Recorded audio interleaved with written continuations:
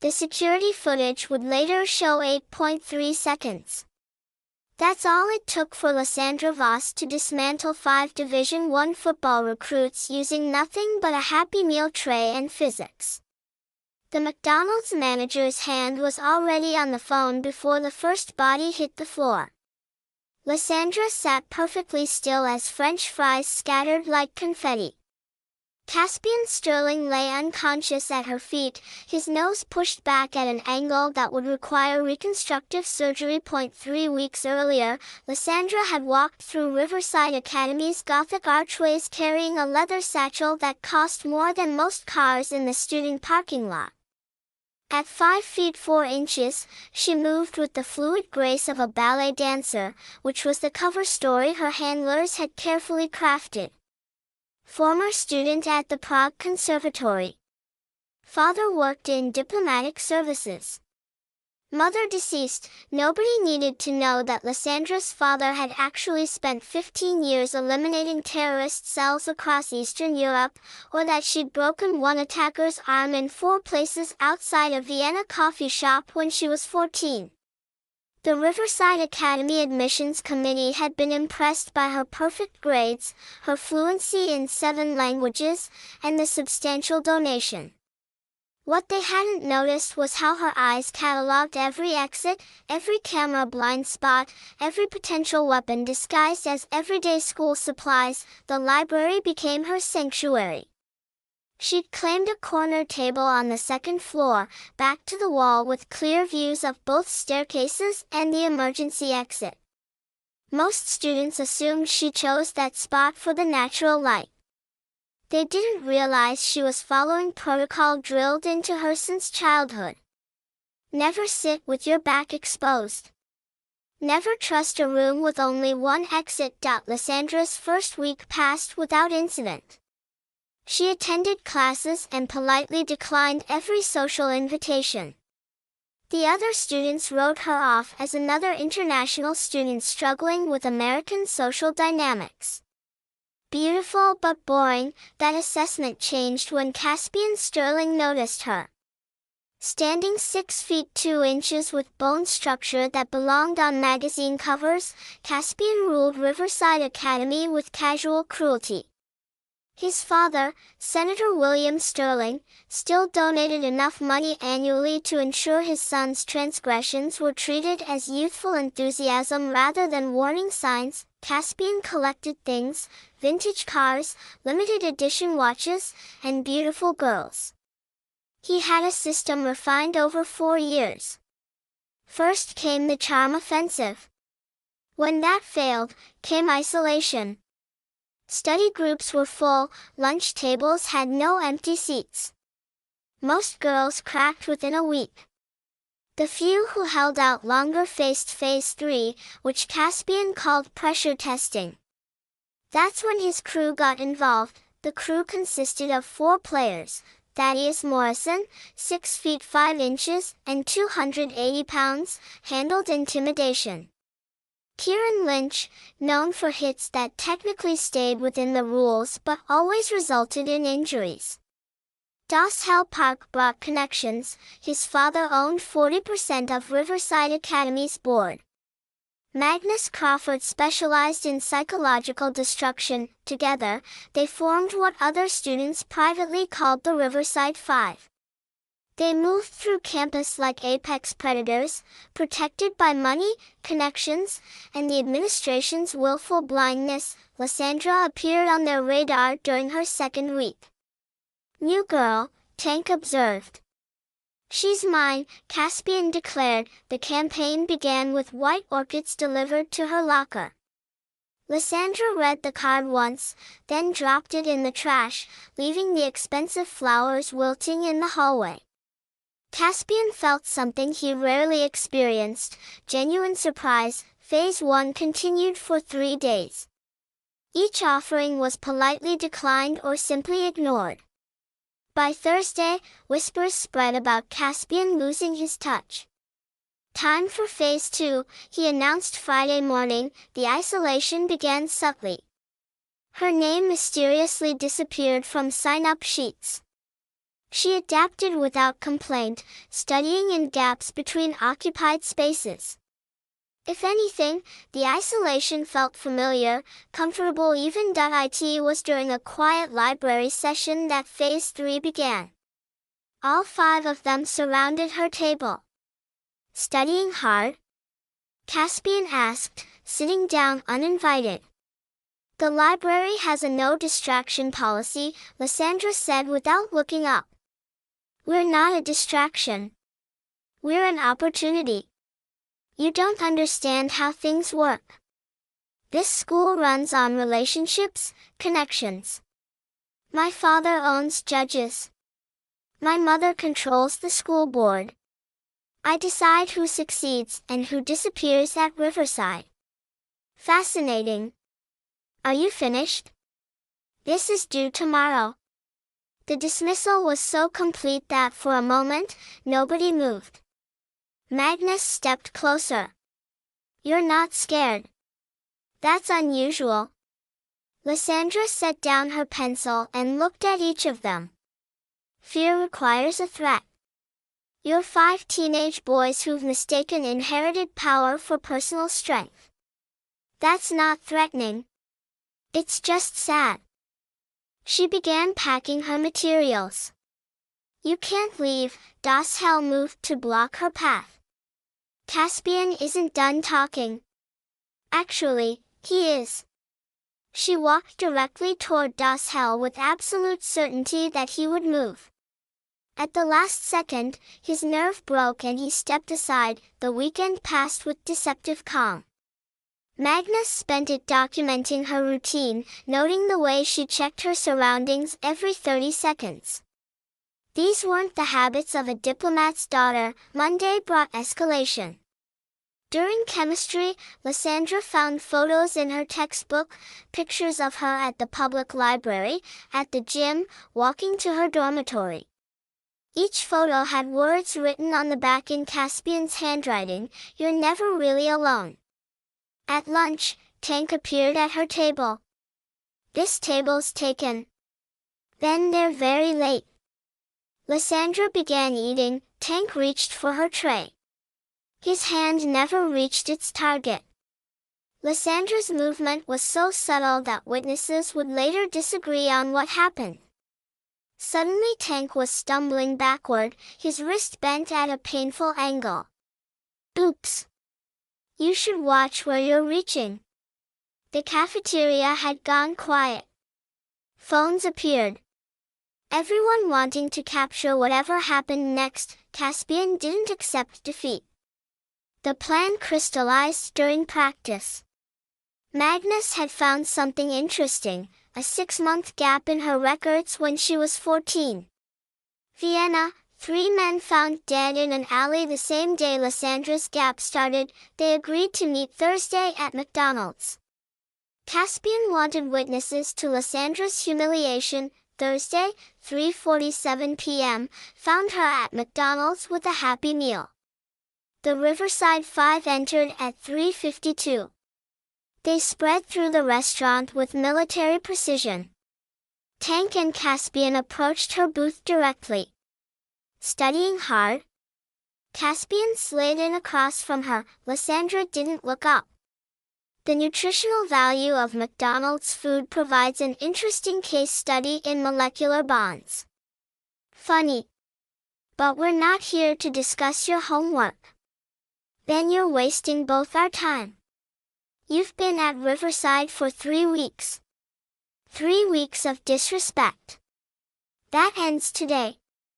Lysandra picked up a chicken nugget. "Natural order implies evolution and adaptation. You're more like a vestigial organ. Unnecessary, but too insignificant to require surgical removal.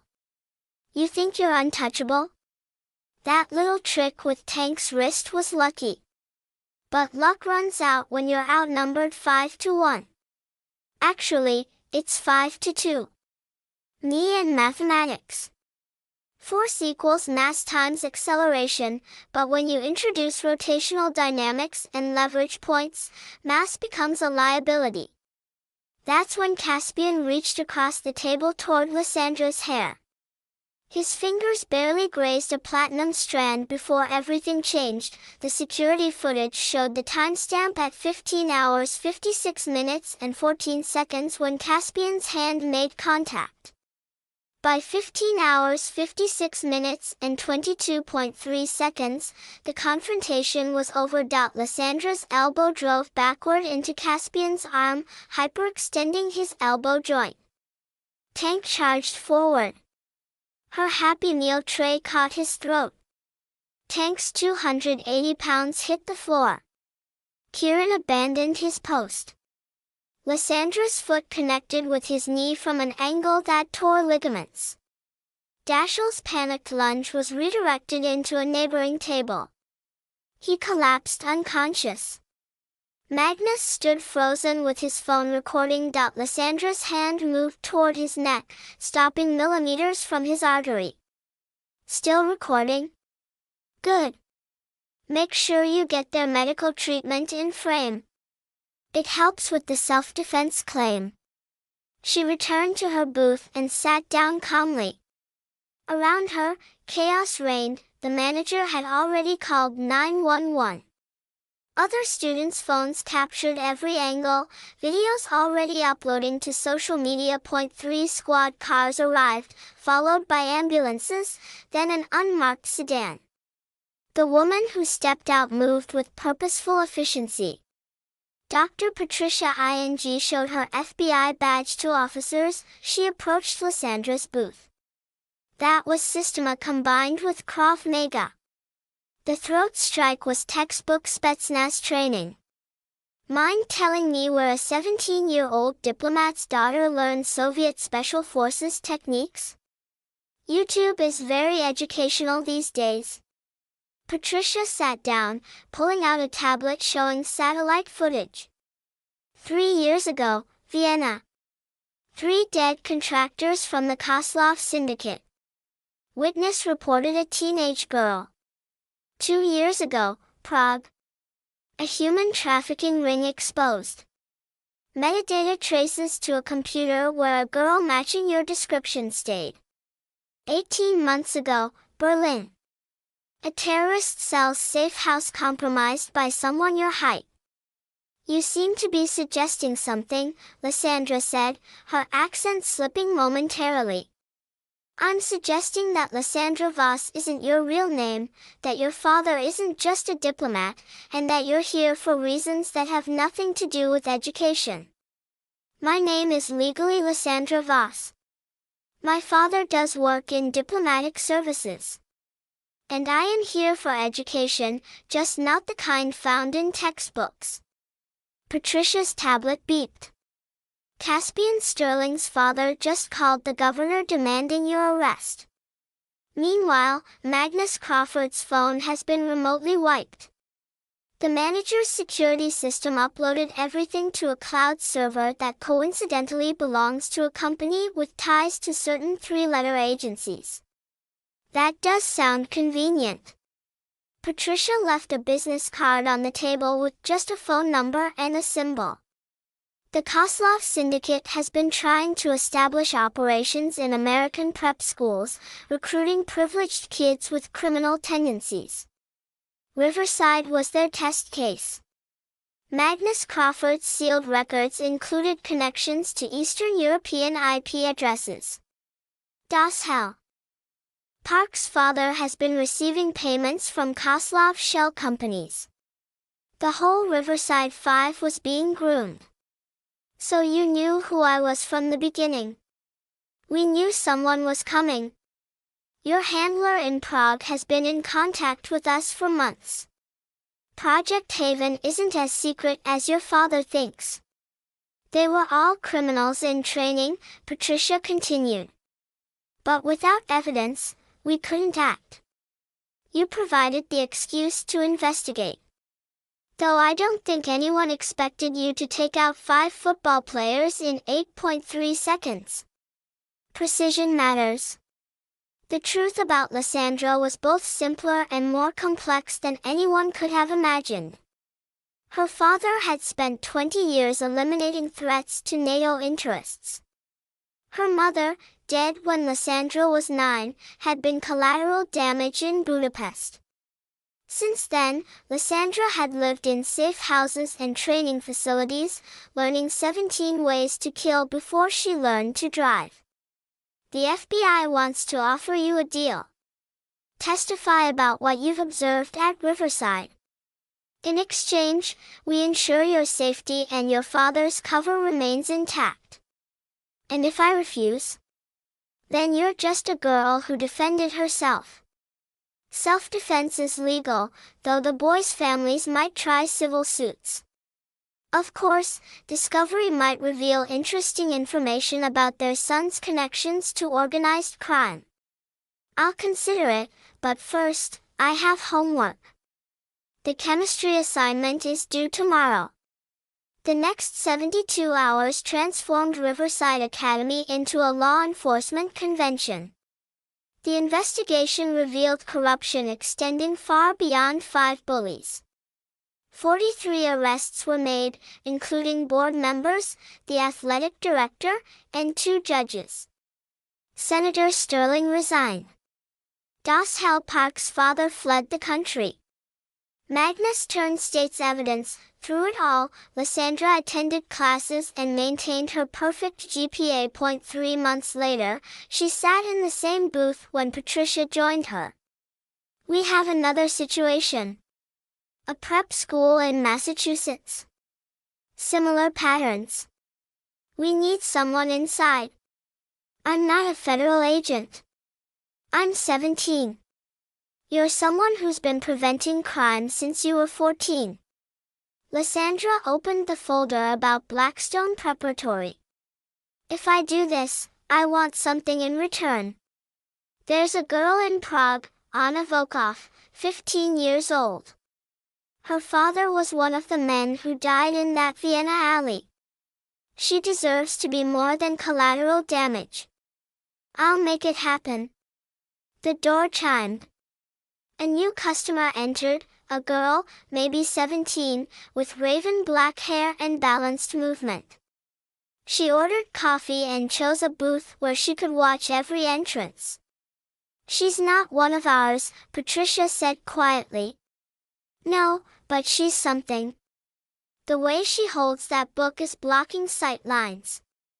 Classic defensive positioning.